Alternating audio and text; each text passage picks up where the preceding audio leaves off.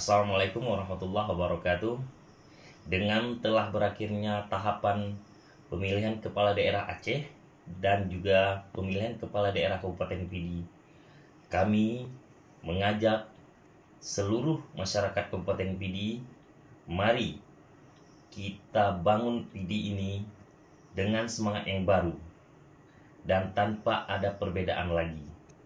Mari sama-sama kita bangkit.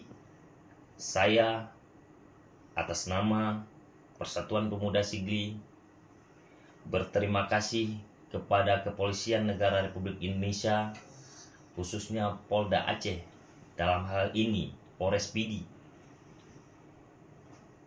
yang telah menjaga situasi pelaksanaan pemilu kada dalam keadaan aman dan sejuk, sehingga masyarakat Kabupaten Pidi merasa nyaman. Sekali lagi, terima kasih Bapak-bapak polisi. Hormat kami kepada polisi.